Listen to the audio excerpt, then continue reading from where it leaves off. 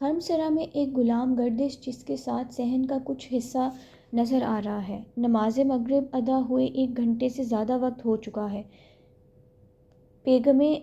بیگمیں اور شہزادیاں نشت و طرب کی محفلوں میں شامل ہونے کے لیے سنگھار کر کے اپنے اپنے حجروں سے رخصت ہو چکی کنیزیں اور خواجہ سرا بعد کے مقررہ فرائض انجام دے کر ان کی خدمت میں پہنچ چکے۔ اب نہ کوئی آواز ہے نہ حرکت۔ تھوڑی دیر پہلے بیگموں کی صدائیں اور کنیزوں اور خواجہ سراؤں کے شور و غل سے جو ہنگامہ برپا تھا، اس کا خیال آ جانے سے یہ مقام اب ویران اور اداس اداس معلوم ہوتا ہے۔ چاند ابھی نہیں نکلا۔ صحن اور غلام گردش میں ابھی تاریکی ہے۔ بیگموں کے حجروں میں البتہ شمع روشن ہے اور ان کی روشنی پردوں میں سے نکل کر صحن اور غلام گردش کے ستونوں پر اجالے کے دھبے ڈال رہی ہے۔ دور سے گانے بجانے کی ہلکی ہلکی آواز آ کر منظر کو افسردہ تر بنا رہی ہے۔ دلارام اکیلی ایک ستون کا سہارا لیے کسی گہری سوچ میں چپ چاپ کھڑی ہے۔ ایک حجرے کی چمک میں روشنی چھن چھن کر پتلی پتلی اور بے شمار لکیروں میں اس پر پڑ رہی ہے۔ تھوڑی تھوڑی دیر بعد گہری آہ بھرتی ہے اور پھر خیال میں غرق ہو جاتی ہے۔ عنبر اور مریدوار ایک طرف سے باتیں کرتے ہوئے داخل ہوتے ہیں۔ مریدوار: تجھے میری جان کی قسم۔ عنبر: اب آنکھوں دیکھی تو کہہ نہیں رہی، کانوں سنی کہہ رہی ہوں۔ مریدوار: بڑی بہن انارکلی بنی؟ دیکھیے چھوٹی، یہ کون؟ عنبر غور سے دیکھ کر: دلارام نہیں؟ مریدوار: وہی تو ہے۔ قریب جا کر: چپ چپ کیسی کھڑی ہو دلارام؟ دلارام: نہیں تو۔ عنبر: چپ چپ کیسے نہ ہوں؟ چوٹی پر سے ایک دم گڑھے میں جا پڑی۔ یہ کیا تھوڑی وجہ ہے؟ مریدوار: مگر اب کڑنے سے کیا ہوتا ہے؟ جیسے وہ بات نہ رہی، ویسے ہی اللہ چاہے تو یہ بھی نہ رہے گی۔ عنبر: جس پر گزرے وہی جانتا ہے کچھ۔ مریدوار: اے بہن، میں کہتی ہوں چپ شاہ کا روزہ رکھا ہے کیا؟ خدا کے لیے بولو تو دلارام۔ دلارام: مجھ سے کہاں؟ مریدوار: لے خبر بھی نہیں یہ حالت کیا ہے، اچھا خاصا سوگ منا بیٹھی تم تو۔ عنبر: معلوم ہوتا ہے کسی نے کوئی چپتی ہوئی بات کہہ دی۔ مریدوار: اور تم نے ثریا کا؟ دلارام: میں کہتی ہوں عنبر۔ عنبر: کیا؟ دلارام: نہیں کچھ نہیں۔ مریدوار: اے واہ کہتے کہتے ٹلا گئی۔ عنبر: نہیں ہماری قسم، نہیں تمہیں ہماری قسم، کیا کہنے لگی تھی بہن؟ دلارام: کچھ نہیں۔ عنبر: اچھا بتا دو۔ دلارام: دیوانی ہوئی ہے۔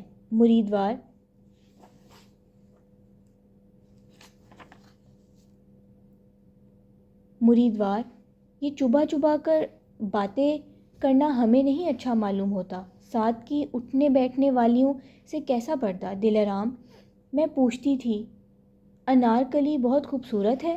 عنبر: بدصورت تو نہیں، پر خدا نہ کرے جو کہیں صبح کو صورت دکھائی دے جائے، کھانا تو نصیب ہو نہ دن بھر۔ مریدوار: سچ سچ۔ عنبر: ایسا معلوم ہوتا ہے جیسے اب روئی کہ روئی۔ دلارام: مجھ سے خوبصورت ہے؟ عنبر: کیوں پوچھتی ہو؟ دلارام: کیوں پوچھتی ہو؟ کیا معلوم کیوں پوچھتی ہوں؟ دلارام: مریدوار: شکل صورت میں تو تمہارے پاسنگ بھی نہیں، اور یہ اور بات ہے اس کی قسمت کا ستارہ چمک رہا ہے۔ دلارام: قسمت کا ستارہ؟ یہ قسمت کے ستارے ٹوٹا نہیں کرتے مریدوار۔ مریدوار: خوب ٹوٹتے ہیں لیکن جب ٹکر کھاتے ہیں۔ دلارام: تو مریدوار آج رات 2 تارے ٹکرائیں گے، کیا خبر کون سا ٹوٹے؟ عنبر: کیسی بہکی بہکی باتیں کر رہی ہو تم آج، کیا بات ہے؟ دلارام: کیا بات ہے؟ کہہ دوں تو یہ سارا محل قیامت کا نمونہ بن جائے، پر ابھی تو دیکھنا ہے کہ ستارہ کون سا ٹوٹتا ہے۔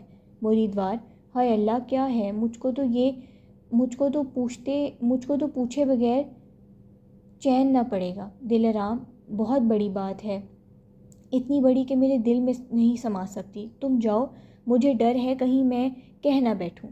عنبر: اے ہے بہن، کیسی پہیلیوں میں باتیں کر رہی ہو، صاف صاف کہو نا. مجھے تو مارے ہول کی نیند نہ آئے گی رات بھر. دلارام: تمہارے دل مجھ سے بھی چھوٹے ہیں. جو بات میرے دل کے لیے بڑی ہے ان میں کیسے سما سکے گی. قدموں کی آہٹ سن کر دلارام کان لگا لیتی ہے اور پھر جلدی سے مڑ کر دیکھتی ہے. ایک حجرے سے جو روشنی نکل رہی ہے اس میں نظر آتا ہے کہ انارکلی آ رہی ہے. ارے دیکھو، وہ انارکلی آ رہی ہے. جاؤ، چلی جاؤ، پھر بتاؤں گی، اس وقت کچھ نہیں. عنبر اور مریدوار گھبرائی ہوئی چلی جاتی ہیں. دلارام ایک ستون کے پیچھے چھپ کر کھڑی ہو جاتی ہے. انارکلی آہستہ آہستہ قدم اٹھاتی ہوئے آتی ہے اور ایک ستون کے ساتھ ماتھا ٹیک کر کھڑی ہو جاتی ہے. پھر رخسار ٹھنڈے ستون کے ساتھ لگا دیتی ہے اور آ بھرتی ہے. ثریا داخل ہوتی ہے. ثریا: تم کہاں چپکے سے نکل آتی ہو آپا؟ میں تو تمہیں ڈھونڈ ڈھونڈ کر ہار گئی. انارکلی: کیوں ڈھونڈ رہی تھی؟ ثریا: ایسے ہی آپا، مجھے بیٹھے بیٹھے خیال آتا ہے کہ تم کہیں رو نہ رہی ہو. بس میں گھبرا کر اٹھتی ہوں اور تمہیں ڈھونڈنے لگتی ہوں. انارکلی کچھ دیر ثریا کو تکتی رہتی ہے اور پھر محبت سے اس کا سر اپنے دونوں ہاتھوں میں تھام لیتی ہے. تمہیں مجھ سے بہت محبت ہے ثریا؟ ثریا: محبت؟ میری آپا، میں تمہارے لیے مر جانا چاہتی ہوں. انارکلی ثریا کو لپٹا کر: میری ننھی ثریا. ثریا لپٹے لپٹے سر پیچھے ڈال کر: تم کیا سوچ رہی تھی آپا؟ انارکلی: کیا سوچ رہی تھی؟ توقف کے بعد: میں سوچ رہی تھی میں نے لیلا کے گلے میں گھنگرو باندھ رکھے ہیں. وہ جب باغ میں چلتی ہے تو باقی سب ہرنیاں اسے چونک کر تکنے لگتی ہیں. لیلا خوش ہوتی ہوگی. ثریا الگ ہو کر غور کرتے ہوئے: یہ کیا بات ہوئی؟ انارکلی گھنگروؤں کی آواز سے وہ خود ٹھٹک کر رہ جاتی ہے. اس کی آنکھوں میں اب وہ بات نہیں رہی کہ لیٹی ہے اور دور کے چشمے اور کوہسار نظروں میں ہیں. ذرا ہلی اور سہم گئی. میں نے سہانی یاد بھی اس سے چھین لی. ثریا شبہ سے: تم لیلے کے لیے اداس ہو رہی ہو؟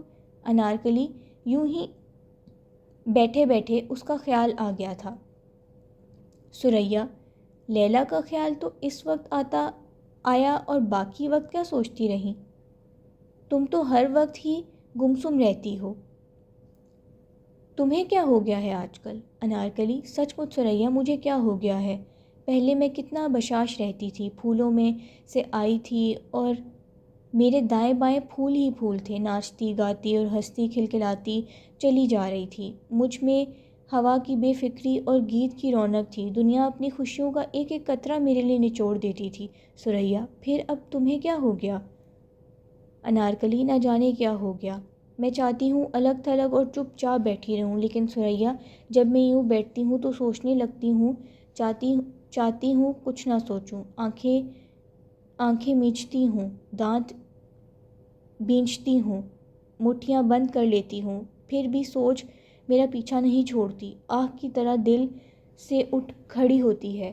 ثریا: کیسی سوچ؟ انارکلی غور کر کے: میں اس کا کوئی نام نہیں رکھ سکتی. وہ ٹکڑے ہیں، چاہتے ہیں جڑ کر ایک بن جائیں. میں انہیں نہیں جڑنے دیتی، بکھیر دیتی ہوں. لیکن ان میں میرے ارادے سے بہت زیادہ طاقت ہے. وہ بار بار ہلا کر کے آتے ہیں اور آخر مجھے مغلوب کر دیتے ہیں. میں نہیں کہتی ہوئی بے ہوش سی ہو جاتی ہوں. اس وقت مجھے اس کے سوا اور کچھ معلوم نہیں ہوتا کہ میرا دل زور زور سے دھڑک رہا ہے اور میرے تمام جسم سے چنگاریاں نکل رہی ہیں.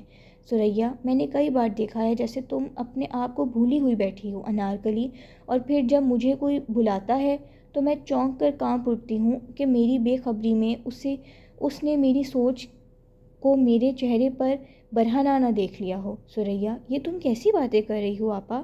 انارکلی: عجیب باتیں ہیں نا ثریا، اسی لیے تو میں کسی سے بات نہیں کرتی. چور چور جسم اور زخمی دماغ لیے اپنی سوچ سے آپ ہی بچتی پھرتی ہوں. ثریا: میری آپا، پھر میں کیا کروں؟ بتاؤ تو تم کیا چاہتی ہو؟ انارکلی: میں کیا چاہتی ہوں؟